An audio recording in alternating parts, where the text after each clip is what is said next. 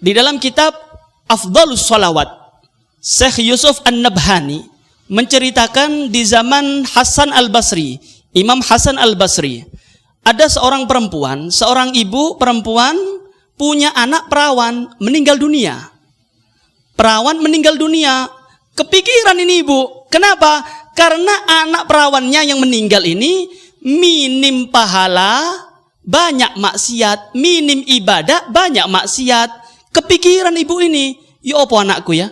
Bagaimana keadaanku di barzah? Apakah anakku mendapatkan nikmat ataukah diadab oleh Allah Ta'ala? Ketika selepas pemakaman anaknya, lapor kepada Hasan Al-Basri. Wahai Hasan, aku ini seorang ibu. Anakku perempuan meninggal dunia. Minim ibadah, banyak maksiat. Aku ini khawatir. Bagaimana keadaan anakku di barzakh? Tolong wahai Hasan, kasih aku amalan, yang mana amalan tersebut bisa menyebabkan aku diperkenankan oleh Allah Ta'ala untuk melihat anakku bagaimana keadaannya saat ini di barzakh. Maka Hasan Al-Basri memberi amalan. Wahai ibu, begini.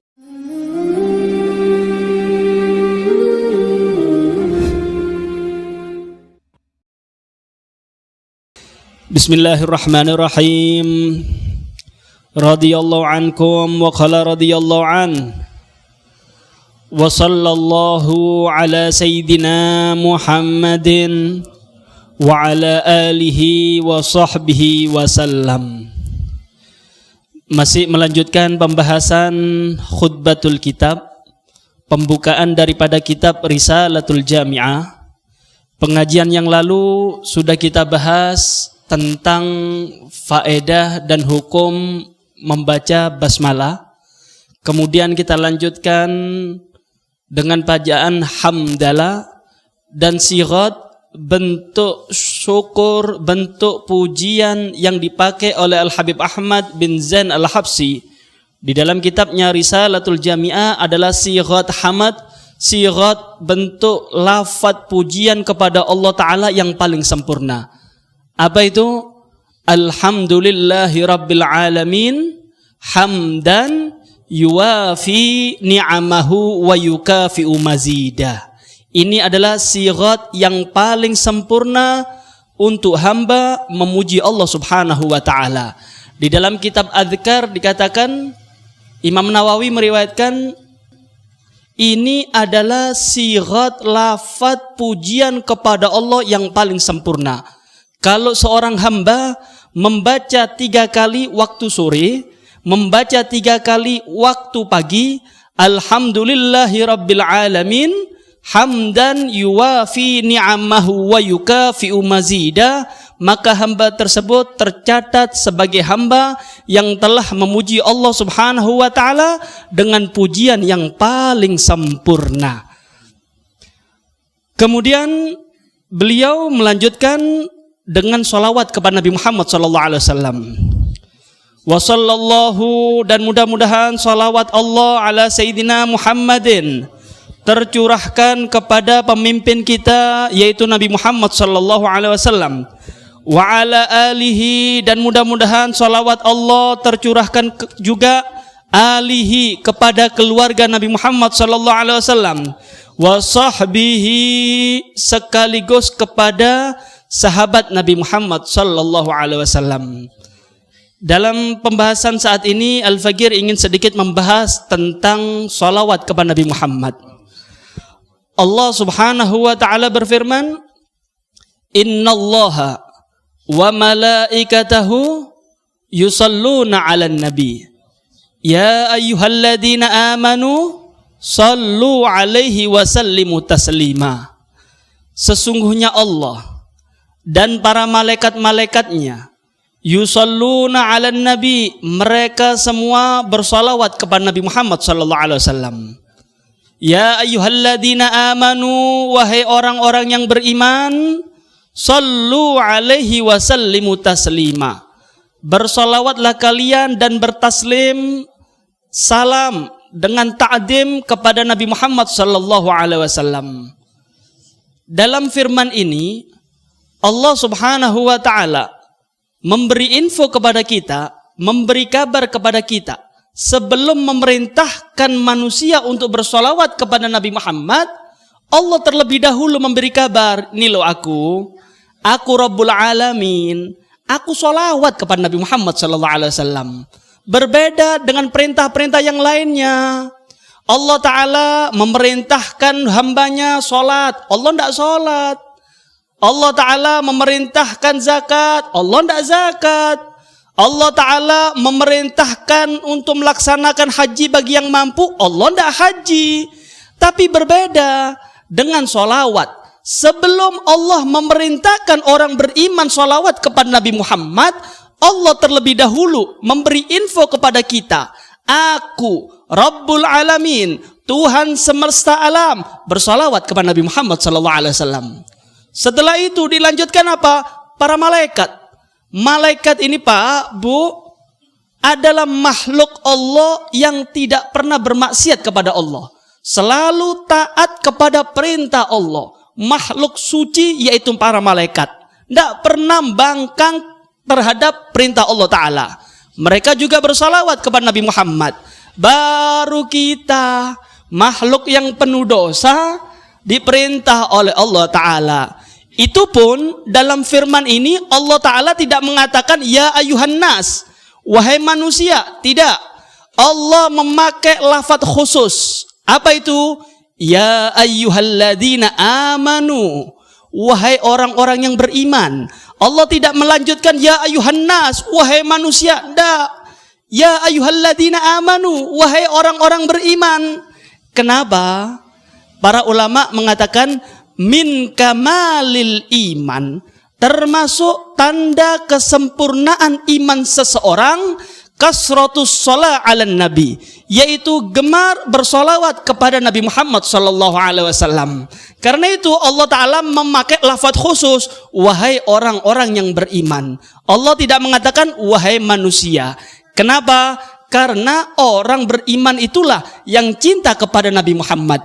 Orang yang iman itulah yang gemar bersolawat kepada Nabi Muhammad SAW. Terbukti. Coba Anda koreksi. Ketika kita hadir maulidan, ketika kita menyebut nama Nabi Muhammad, mungkin dalam majelis itu yang sadar kalau nama Nabi Muhammad disebut, kemudian dia menyambut sholawat, itu mungkin segelintir orang, padahal sing hadir atusan. Kenapa? Memang inilah keistimewaan sholawat kepada Nabi Muhammad. Tidak semua orang mau atau senang gemar bersolawat kepada Nabi Muhammad. Kadang males-malesan. Padahal kerungu. Jenenge Nabi Muhammad disebut tapi tidak solawat. Banyak kan? Hadir maulid. Ya Rabbi sholli ala Muhammad. Ya Rabbi sholli alaihi wasallim. Rokokan. Berapa banyak orang seperti itu? Karena itu keistimewaan, rahasia daripada firman Allah yang mengatakan ya ayyuhalladzina amanu sallu alaihi wasallimu taslima, karena orang yang beriman, orang yang sangat beriman itulah yang cinta kepada Nabi Muhammad. Kalau sudah cinta kepada Nabi Muhammad, pasti banyak-banyak menyebut nama kekasihnya, yaitu Nabi Muhammad sallallahu alaihi wasallam. Kayak jenengan, kalau cinta bola, bagaimana? Kalau Anda cinta bola, neng dindi ceritai bal tok. Kemana-mana bola. Tadi malam ya apa bal-balan nih? Piro-piro? Sopo sing ngegulno? Kenapa? Cinta bola. Longgo manang kono, jago sopo jenengan? Cerita bola. Anda cerita politik, cinta politik, nang dindi politik terus. Begitu juga orang yang beriman, yang ada di dalam hatinya adalah Nabi Muhammad, yang diingat Nabi Muhammad. Mau makan, ingat Nabi Muhammad. Ya apa mangan Nabi Muhammad? Oh, nggak tangan kanan. Oh, Nabi Muhammad mau coba bismillah. Ketika mau minum, ingat Nabi Muhammad. Gimana sih Nabi Muhammad? Oh, minumnya duduk. Ingat Nabi Muhammad. Kenapa? Karena Nabi Muhammad yang dicintai. Ingat Nabi Muhammad. Kemudian kalau mau sholat, eling. Nabi Muhammad itu merintah nggak siwak. Pakai siwak. Kenapa? Cinta. Cinta kepada Nabi Muhammad SAW. Abul Abbas Al-Mursi, beliau mengatakan begini. Di antaranya Abu Abbas Al-Mursi, kemudian Al-Habib Umar bin Abdurrahman Al-Attas, kemudian Al-Habib Abdullah Al-Idrus. Mereka bertiga pernah bersumpah begini, Pak. Wallahi, lau ghaba anni Rasulullah sallallahu alaihi wasallam tarfata ainin ma addatu minal muslimin. Demi Allah, kalau seandainya lenyap daripada pikiranku yaitu Rasulullah, sesaat aja aku tidak memikirkan Rasulullah, aku ragu dengan keimananku. Aku ragu dengan keimananku ketika pikiranku tidak memikirkan Rasulullah. Gerak-gerikku tidak sesuai dengan sunnah Nabi Muhammad, aku meragukan daripada keimananku. Kenapa mereka semua berani bersumpah seperti itu? Karena saking cintanya kepada Nabi Muhammad SAW. Cinta, Pak. Cinta. Kalau sudah cinta ini kemana-mana yang diingat, yang dicintai. Nang dindi Nabi Muhammad, nang dindi Nabi Muhammad, sampai wani sumpah kok. Le aku, kelakuanku, omonganku, pikiranku ndak koyo Rasulullah, tidak memikirkan Nabi Muhammad, gerak-gerikku ndak sesuai dengan sunnah Nabi Muhammad, aku ragu. Aku ini wong iman beneran apa ndak? Kalau kita, jangankan di luar, Pak, Bu, dalam maulid aja kita lupa dari Rasulullah. Jangankan di luar, di dalam maulid pun kita lupa dengan Rasulullah SAW. Terus imane kula jenengan sak piro nggih? Karena itu tanamkan cinta Nabi Muhammad, idola Nabi Muhammad SAW. Bagaimana cintanya kita kepada Nabi Muhammad? Bukan terbangan. Definisi cinta kata Nabi Muhammad, man ahya sunnati faqad ahabbani. Waman ahabbani kana ma'i fil jannah. Siapa orang yang menghidupkan sunnahku, senang melakukan sunnah-sunnahku, itulah umatku yang cinta kepada aku. Kalau sudah cinta kepadaku, nanti orang tersebut, umatku yang cinta dengan sunnahku, selalu menghidupkan sunnahku, nanti di akhirat bersanding dengan aku di surganya Allah Subhanahu wa ta'ala. Allahumma sholli ala Muhammad. Karena itu hidupkan sunnah Nabi Muhammad, hidupkan dalam keluarga kita agar berkah. Ajari anak jenengan mau makan, nak duduk, ajari mulai kecil, nak baca bismillah. Ketika mau masuk kamar mandi, nak kaki kiri dulu. Enteng, Pak. Cuma kenapa kita menyepelehkan kilo? Bukti kalau kita ini cinta pembohong. Nggih, mek omongan itu cinta kula beb. Kulo niki paling seneng ben Nabi Muhammad. Ben malam Jumat sholawatan, ben malam Jumat burdahan, tibaan. Tapi kemana sunnah Nabi Muhammad? Kemana kesunahan daripada Anda cintai kemana? Anda bohong, kita semua ini pembohong.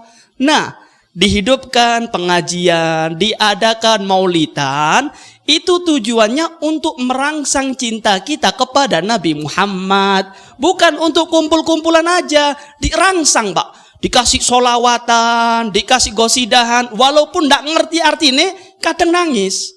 Kenapa? Untuk dirangsang, cek nih cinta nang Nabi Muhammad sallallahu alaihi wasallam. Naam, kembali ke permasalahan. Terus apa arti daripada sholawatnya Allah kepada Nabi Muhammad? Para ulama mengatakan sholawatnya Allah kepada Nabi Muhammad yaitu rahmah makrunatan bit ta'dim. Ketika Allah sholawat kepada Nabi Muhammad, artinya Nabi Muhammad diberi rahmat oleh Allah Ta'ala. Tapi rahmat yang khusus, rahmat yang dibarengi pengagungan Allah terhadap Nabi Muhammad. Kalau cuma rahmat aja, semua makhluk dapat rahmatnya Allah Ta'ala. Bahkan orang yang kafir pun dapat rahmatnya Allah. Buktinya apa? Mereka diberi izin oleh Allah Ta'ala untuk hidup di bumi. Walaupun mereka semua mengkafirkan Nabi Muhammad, tidak mau menyembah Allah, tapi diberi izin oleh Allah Ta'ala untuk hidup. Diberi rezeki, boleh makan, boleh bernafas, walaupun kafir, walaupun syirik. Ini satu bukti bahwasanya rahmatnya Allah itu meliputi seluruh makhluk. Ini rahmat yang umum. Tapi rahmat yang diberikan kepada Nabi Muhammad beda. Rahmat makrunatan bit ta'dim. Rahmat yang dibarengi pengagungan Allah Ta'ala terhadap Nabi Muhammad. Apa bukti pengagungan Allah terhadap Nabi Muhammad? dalam surat Wadduha, wa rafa'na laka dzikrak, ai kullama dzukirta ma'i. Aku angkat penyebutanmu wahai Nabi Muhammad. Apa maksudnya? Maksudnya yaitu setiap nama Allah disebut, pasti nama Nabi Muhammad menyandingi namanya Allah. Ini adalah rahmatnya Allah kepada Nabi Muhammad dengan bentuk pengagungan. Setiap nama Allah disebut, pasti nama Nabi Muhammad menyandingi nama Allah. La ilaha illallah Muhammad Rasulullah. Asyhadu an la ilaha illallah wa asyhadu anna Muhammad Rasulullah wa rafa'na laka dzikrak. Kalau dalam Maulid Tiba dikatakan apa? Wa qarana asmahu ma'asmihi tanbihan ala uluwi maqami. Allah menyandingkan nama Nabi Muhammad dengan namanya Allah. Itu bukan tidak ada fungsinya, itu ada faedahnya. Apa faedahnya? Tanbihan ala uluwi maqami, untuk memberi peringatan, memberi info kepada seluruh makhluk betapa tinggi derajatnya Nabi Muhammad sallallahu alaihi wasallam. Karena itu Pak, Bu, ojo ato-ato teko Nabi Muhammad. Perbanyak sholawat kepada Nabi Muhammad. Sing kata sholawat, Nabi Muhammad bersabda, aqrabukum minni manzilatan yaumal qiyamah aktsarukum alayya sholata. Orang yang paling dekat kedudukannya nanti di akhirat, dekat dengan aku adalah orang yang banyak bersolawat kepadaku. Kalau sudah dekat dengan Nabi Muhammad, otomatis dicintai Nabi Muhammad. Kalau sudah dicintai Nabi Muhammad, otomatis dapat syafaat Nabi Muhammad. Kalau sudah mendapatkan syafaat Nabi Muhammad, otomatis Pak, kita akan masuk surga bersama Nabi Muhammad sallallahu alaihi wasallam. Ini harapan kita, dekat dengan Nabi Muhammad sallallahu alaihi wasallam di dalam surganya Allah Subhanahu wa taala. Dan ini yang diharap oleh Al-Habib Ali bin Muhammad Al-Habsyi fi jannatin ma syaqani min waswiha illa likaunil hibbi fiha khayyama. Aku ingin masuk surga bukan karena bidadarinya. Aku ingin masuk surga bukan karena kenikmatannya, bukan.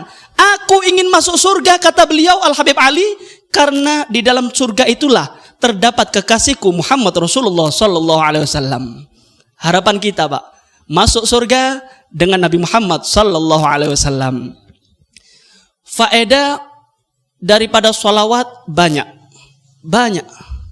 Di antaranya faedah sholawat ini Pak, Bu, bisa melebur dosa. Malaikat Jibril pernah datang kepada Nabi Muhammad sallallahu alaihi wasallam, "Ya Muhammad, qad ji'tuka bi bisyaratin lam ati biha ahadan qablak, wa hiya anna Allah yaqulu lak, man shalla 'alaika min ummatika thalasa marrat ghafarahu Allahu lah. In kana qa'iman qabla ayyaqud, wa in kana qa'idan qabla ayyakum, fa in dakharra sajidan syukran lillah." Malaikat Jibril pernah datang kepada Nabi Muhammad SAW sambil mengatakan, "Wahai Rasul, aku saat ini datang kepadamu diperintah oleh Allah Ta'ala. Aku datang kepadamu dengan membawa kabar gembira daripada Allah Subhanahu Wa Ta'ala untuk umatmu. Allah Ta'ala titip salam kepada umatmu. Siapa orang daripada umatmu bersolawat kepada kamu dengan rindu cinta kepadamu 3 kali, Allah janji akan mengampuni dosanya.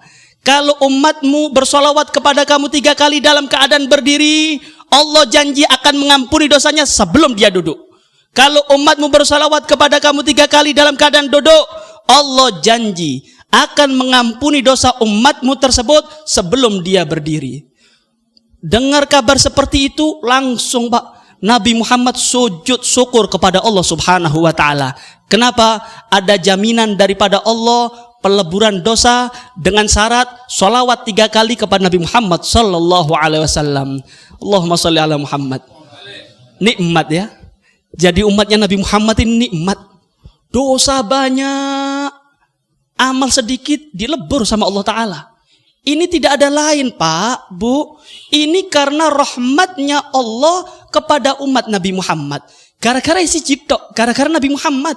Kalau seumpama bukan karena Nabi Muhammad, hancur kulon jenengan, Pak. Coba lihat, tengok umat-umat sebelum Nabi Muhammad. Bani Israel, ketika melaksanakan satu perbuatan dosa, langsung diadab sama Gusti Allah. Langsung turun azab. Mau tobat, tidak bisa sembarangan. Naik dulu ke gunung, lemparkan badan ke bawah sampai mati, baru diterima tobat sama Gusti Allah. Kita nikmat, Pak. Puluhan tahun dosa maksiat tidak diadab-adab oleh Gusti Allah. Tidak karena kita langsung kena azab. Apa penyebabnya? Kulon jenengan umatin Nabi Muhammad. Nabi Muhammad umatnya adalah ummatun marhumah, umat yang dirahmati oleh Allah Ta'ala. Ketika melakukan satu perbuatan maksiat, saya diintai Nabi Gusti Allah. Ojo-ojo marini tobat. Berkat siapa? Nabi Muhammad SAW. Karena itu, jangan jauh-jauh dari Nabi Muhammad SAW. Diceritakan dalam kitab Hilyatul Aulia, juga disebutkan di dalam kitab Sa'adatud Darain, zamannya Nabi Musa alaihissalam. Ada seorang bermaksiat kepada Allah Ta'ala 200 tahun. 200 tahun bermaksiat kepada Allah Ta'ala. Kemudian meninggal dunia ini preman. Ini orang yang sudah bermaksiat kepada Allah 200 tahun meninggal dunia. Orang-orang yang di sekitarnya, tetangganya gergetan sudah. Ini jenazah tidak pantas diurus. Ini jenazah sudah 200 tahun bermaksiat kepada Tuhan kita. Ini jenazah tidak pantas dihormati. Buang aja ke tempat sampah. Diambil sama penduduk tersebut, Bani Israel, dilempar ke tempat sampah. Setelah dilempar, malaikat Jibril turun kepada Nabi Musa alaihissalam. Wahai Musa, aku diperintah oleh Allah Ta'ala untuk memberi info kepada kamu bahwasanya saat ini ada umatmu yang meninggal dunia. Akhrijhu wa ghassilhu wa salli alaih. Kamu diperintah oleh Allah Ta'ala untuk mengeluarkan jenazah tersebut, urusi jenazahnya, sholati kubur. Keluar Nabi Musa, perintah Allah, Pak. Keluar, cari-cari, tanya kepada umatnya, wahai umatku, adakah orang yang soleh saat ini yang meninggal? Maka serentak orang Bani Israel mengatakan, wahai Musa, wahai Rasulullah, saat ini, hari ini tidak ada orang soleh yang meninggal. Kalau preman meninggal ada. Tuh tempat sampah, kita buang ke tempat sampah. Tidak layak diurus jenazahnya, wahai Musa. 200 tahun bermaksiat kepada Allah Ta'ala. Langsung, Mbak, Nabi Musa tanya kembali kepada Allah, ya Allah, ini umatku Bani Israel sudah menjadi saksi bahwasanya yang meninggal ini preman. Orang yang meninggal ini sudah 200 tahun bermaksiat kepadamu, ya Allah. Maka Allah menegur Nabi Musa alaihissalam, wahai Musa, aku adalah Rabbul Alamin. Aku adalah Tuhan semesta alam. Aku tahu dengan perilaku daripada hambaku. Memang benar, umatmu tersebut yang saat ini meninggal dibuang ke tong sampah, itu 200 tahun bermaksiat kepadaku. Aku faham Musa, aku faham. Urusi jenazahnya, karena ada satu perbuatan yang aku terima dari orang tersebut. Heran Nabi Musa, amal apa ini ya? Ya Allah, amal apa yang engkau terima dari orang yang 200 tahun bermaksiat kepadamu, ya Allah? Wahai Musa, itu orang yang 200 tahun bermaksiat kepadaku pernah suatu saat buka-buka kitab Taurat. Buka-buka kitab Taurat, di dalam kitab tersebut disebutkan Muhammad Rasulullah. Nangis, Pak.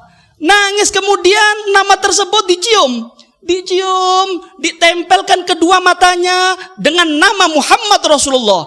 Wahai Musa, berkat dia mencium, mengagungkan nama kekasihku Muhammad Rasulullah, dia rindu dengan kekasihku, aku hapus dosanya 200 tahun. Berkat apa?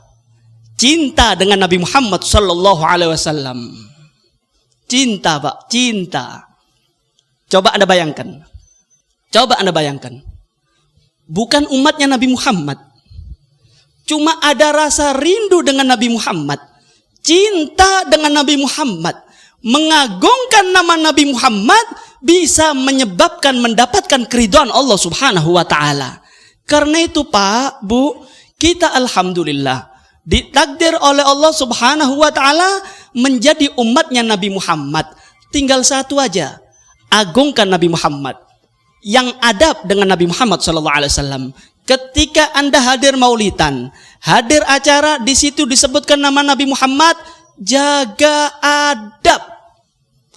adab dengan Nabi Muhammad. Haturkan sholawat dengan rindu dengan Nabi Muhammad SAW. Insya Allah berkat Anda beradab dengan Nabi Muhammad, mengagungkan nama Nabi Muhammad dengan menghaturkan sholawat kepada Nabi Muhammad, insya Allah Anda akan mendapatkan ridhonya Allah Ta'ala. Walaupun kita penuh dosa, berkat Nabi Muhammad SAW, insya Allah dosa kita diampuni, dilebur oleh Allah Subhanahu wa Ta'ala. Naam, ada cerita lain di dalam kitab Afdhalus Sholawat. Syekh Yusuf An-Nabhani menceritakan di zaman Hasan Al-Basri, Imam Hasan Al-Basri, ada seorang perempuan, seorang ibu perempuan punya anak perawan meninggal dunia. Perawan meninggal dunia, kepikiran ini ibu. Kenapa?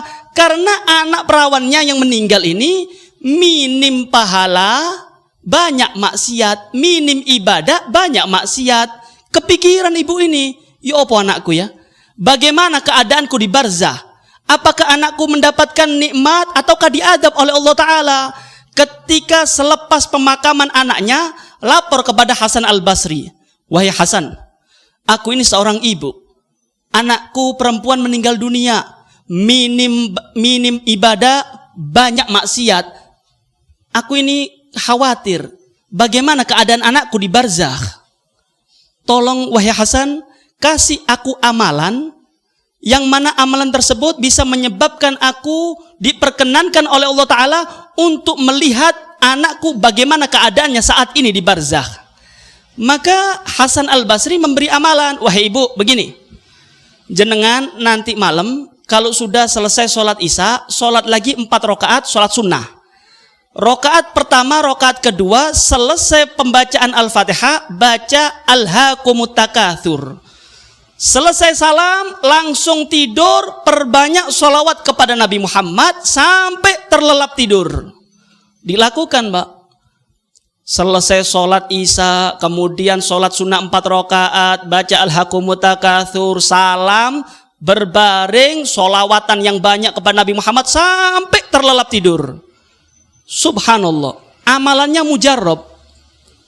Malam itu Allah Ta'ala melihatkan keadaan anak perempuan ibu tersebut. Anaknya diadab oleh Allah Ta'ala. Anaknya lagi disiksa oleh Allah Ta'ala. Maklum, pantas, minim ibadah, banyak maksiat.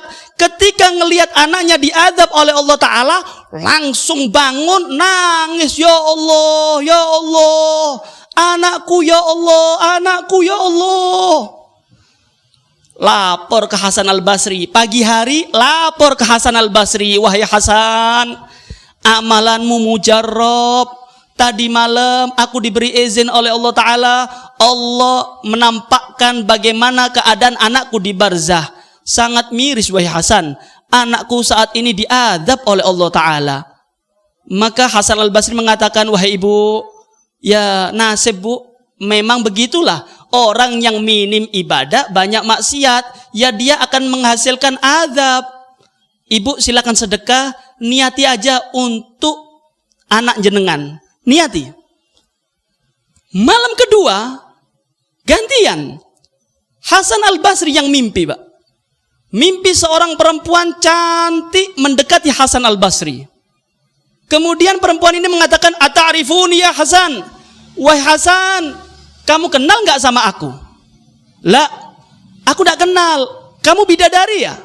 Bukan Hasan, aku bukan bidadari. Aku adalah anak perempuan dari ibu yang tadi pagi lapor kepadamu. Heran Hasan Al-Basri. Wahai anak, tadi pagi ibumu lapor kalau kamu saat ini diadab oleh Allah Ta'ala.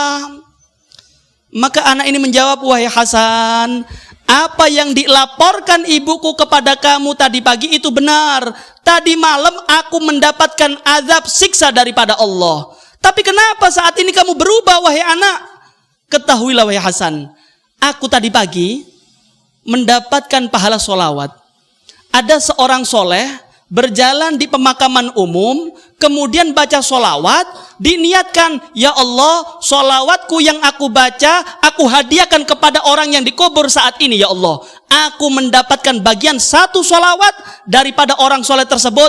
Berkat solawat itu, Allah melebur dosaku, Allah rubah aku jadi dalam kenikmatan daripada Allah subhanahu wa ta'ala. Antuk nikmat, Pak. Berkat solawat kepada Nabi Muhammad, diangkat adabnya oleh Allah Ta'ala. Diangkat adabnya. Karena itu jangan jauh-jauh dari Nabi Muhammad. Perbanyak solawat kepada Nabi Muhammad sallallahu alaihi wasallam. Walhasil Pak, Bu, kalau kita cerita fadilah solawat kepada Nabi Muhammad sallallahu alaihi wasallam banyak sekali. Banyak sekali. Di antaranya juga Nabi Musa alaihissalam. Saya ceritakan faedah solawat ini biar kita senang sama Nabi Muhammad, ya. Kita gemar bersolawat kepada Nabi Muhammad. Dalam kitab Sa'adatud Darain diceritakan Nabi Musa alaihissalam ketika dikejar-kejar oleh bala tentaranya Fir'aun, dikejar-kejar, Pak. Ratusan ribu daripada bala tentaranya Fir'aun ngejar-ngejar Nabi Musa alaihissalam. Dikejar-kejar, ternyata Nabi Musa di hadapannya ada laut yang luas. Bingung Nabi Musa. Depan laut, belakang bala tentara. Lapor sama Allah. Ya Allah, aku kepepet ya Allah. Ya Allah, aku tidak ada jalan lain ya Allah. Di hadapan kelautan yang besar, di belakang bala tentaranya Fir'aun ya Allah. Bagaimana nasibku ya Allah? Maka Allah Ta'ala memerintahkan Nabi Musa alaihissalam, wahai Musa, pukulkan tongkatmu ke lautan. Perintah Allah dilaksanakan. Diangkat tongkatnya Nabi Musa, dipukulkan ke lautan 10 kali. Tidak ada mukjizat yang nampak dari Nabi Musa. Ndak ono blas. Ini ndak ada reaksi lautan. Tambah dekat, tentaranya Fir'aun lapor lagi kepada Allah. Ya Allah, aku sudah pukulkan tongkatku ke lautan 10 kali, ndak ada reaksi ya Allah. Tidak ada mukjizat. Ditegur sama Allah Ta'ala, ya Musa, salli ala Muhammad. Wahai Musa, sebelum kamu pukulkan tongkatmu ke lautan, sholawat dulu kepada kekasihku Muhammad Rasulullah. Diangkat tongkatnya, fasalla, wadarabal bahra fanfalaqa. Saat itu Nabi Musa alaihissalam langsung, Allahumma salli ala Muhammad. Dipukulkan itu tongkat, itu lautan, selamat Nabi Musa berkat solawat kepada Nabi Muhammad sallallahu alaihi wasallam. Coba Anda bayangkan, tidak ada jalan Pak, tidak ada jalan, bingung. Tapi berkat solawat kepada Nabi Muhammad, Allah buka pintu keselamatan daripada Nabi Musa alaihissalam. Dibuka yang tidak masuk akal, sing tidak masuk akal, lautan luas, iso pecah gara-gara solawat. Apalagi kita cuma bingung sumpek urusan rezeki, urusan anak. Kok bingung? Sing kata-kata solawat. Yang banyak solawat kepada Nabi Muhammad, pasti ada jalan keluar. Ojo bingung-bingung. Kalau Anda dekat dengan Nabi Muhammad, pasti Pak, Bu, cepat lambat Anda akan disingkap kegelisahan Anda. Sing bebek solawat. Anda ketika buka toko, solawat sing kata. Anda ketika bekerja, solawat yang banyak. Ketika ngomong anak, solawat. Ojo ngomong anak dangdutan. Yang joget anak jenengan. Buka toko sepi sumpek.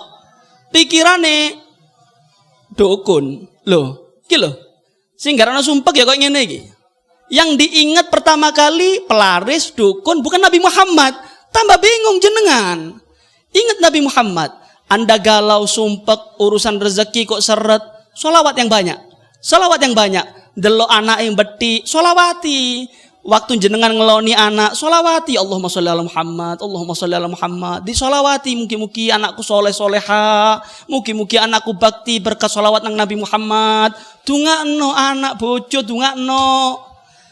istri, ibu-ibu ketika masak nasi, sholawatan. Masa Allahumma sholli ala Muhammad, Allahumma sholli ala Muhammad.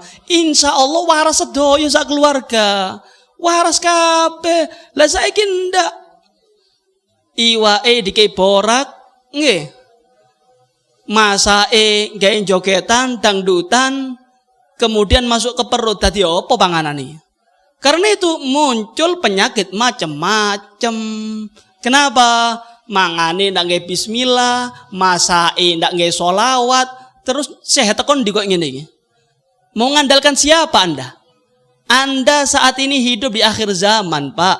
Penuh fitnah. Sing cedek ambek Nabi Muhammad, deket Nabi Muhammad. Ojo atu-atu ambek Nabi Muhammad. Deketi Nabi Muhammad. Hidupkan sunnah Nabi Muhammad. Siwak, nggih, lakukan sholat 2 rakaat rawatib qobliyah ba'diyah, sholat duha, lakonono.